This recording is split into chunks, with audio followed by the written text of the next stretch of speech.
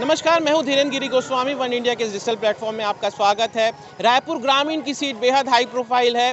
बेहद ही वरिष्ठ मंत्री, देश के जाने माने कांग्रेस नेता सत्यनारायण शर्मा के बेटे पंकज शर्मा मैदान में हैं। उनके खिलाफ मोतीलाल साहू हैं, जो पाटन से भूपेश बघेल के खिलाफ चुनाव लड़ चुके हैं, लेकिन ये युवा नेता हैं और लोगों की काफ़ी भीड़ उमड़ रही है उन्हें सुनने के लिए।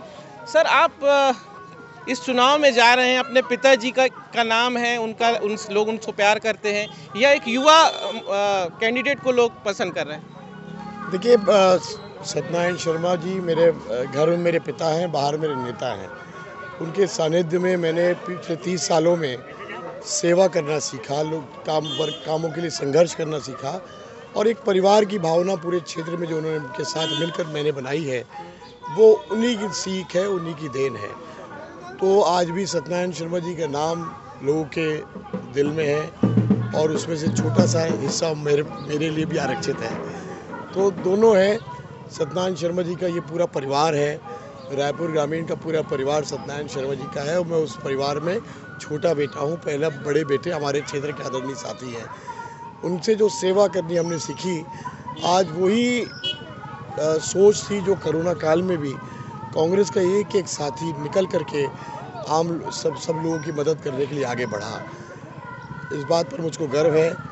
पिछले 15 सालों में जो विकास के कार्य में उनका योगदान और साथ में मेरा संघर्ष और सारे साथियों का योगदान रहा है, आज उसी की परिणति है कि कांग्रेस के 5 साल के कार्यकाल में अनेक विकास के कार्य हुए हैं। इस क्षेत्र में, चूँकि ये क्षेत्र समवर्ती गाँवों से मिलकर बना हुआ है, मूलभूत समस्याओं की बड़ी अनदेखी 15 साल के भाजपा की सरकार में हुई। जैसे बेरगांव में आज भी पीने का पानी नहीं आता था, माननीय मुख्यमंत्री ने 104 करोड़ की नल जल योजना दी, तो उसका कार्य लगभग 90% पूरा हो चुका है। इस गर्मी में हमारा लक्ष्य है कि बेरगांव को टैंकर मुक्त बनाना है। सारे प्रमुख मार्गों का निर्माण हुआ या तो कार्य प्रगति पर है। जैसे दलदल सिवनी मार्ग लगभग 25 करोड़ रुपये का सेंक्शन हुआ, उसका 90% काम पूरा हो चुका है। उरकुरा पहुँच मार्ग 7 करोड़ का काम पूरा हो चुका है। बोरिया खुर्द कांदू दतरेंगा मार्ग इसी साल 11 करोड़ की स्वीकृति मिली है, उसका कार्य शुरू हो चुका है। अमरेली देवपुरी मार्ग का 9 करोड़ का काम पूरा हो चुका है। इन 5 सालों में बहुत से विकास के कार्य हुए हैं। 5 साल पहले एक भी कॉलेज रायपुर ग्रामीण विधानसभा क्षेत्र में नहीं था। अब इसी साल 2 कॉलेज खुले हैं, इसके पहले एक बिरगांव का कॉलेज खुला। शिक्षा के क्षेत्र में, गाँव के विकास में आज लगभग सारे गाँव में लगभग 1-1 करोड़ के रोड सड़क के नाम काम चल रहे हैं, और सारे गांव के इंटरनल रोड्स के काम भी चल रहे हैं। और जो माननीय मुख्यमंत्री जी ने और हमारी कांग्रेस पार्टी में घोषणा पत्र में सारे हायर सेकेंडरी हाई स्कूलों को आत्मानंद करने की योजना जो बनाई है, उसका बहुत लाभ मिल रहा है। अच्छा सर, ये बीजेपी से कितनी चुनौती देख रहे हैं? उनका भी घोषणा पत्र लुभावना है, जैसा कि कांग्रेस के बाद जो एक कह रहे कॉपी किया है आप लोगों ने? देखिए, उनके घोषणा पत्र के ऊपर लोगों को विश्वास नहीं है, क्योंकि पहले उन्होंने 270 रुपये बोनस की बात कही, 300 रुपये बोनस की बात कही, 2100 रुपये समर्थन मूल्य की बात कही, तो लोगों को वो वादे पूरे नहीं हुए। तो लोगों को भाजपा के ऊपर उनकी घोषणा पत्र को बिल्कुल विश्वास नहीं है। गैस सिलेंडर उन्होंने 500 रुपये देने की बात कही है।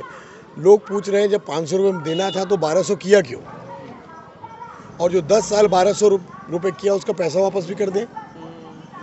हमारे घोषणा पत्र में हमने 500 रुपये की सब्सिडी की है, 474 रुपये में गैस सिलेंडर मिलेगा, और जो उज्ज्वला योजना के हमारे साथी हैं जिनको गैस मिला है, उनको मात्र 174 रुपये में गैस सिलेंडर मिलेगा।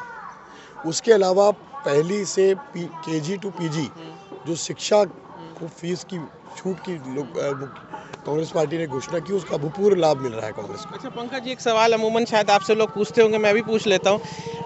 आप जिला अध्यक्ष, जिला ग्रामीण में जो अध्यक्ष रहे, उस वक्त आपने काफ़ी काम किया कांग्रेस पार्टी की तरफ से, लेकिन जब पिताजी मंत्री थे तो आपने बचपन से ही तय कर लिया था कि बड़ा होकर मैं विधायक बनूंगा या चुनाव लड़ूंगा? देखिए, मैंने हमेशा जिंदाबाद 1993 से मैंने राजनीति में पहला कदम जब से रखा, तब से मैं लोगों की सेवा करना और संगठन में काम करना मैंने सीखा। आज 30 साल का मेरा राजनीतिक सफ़र हो गया। हम लोगों ने परिवार में तय किया था कि हमारे परिवार से एक ही व्यक्ति चुनाव लड़ेगा। जब तक वे चुनाव लड़ते रहे, मैं कार्यकर्ता बन के काम करता रहा।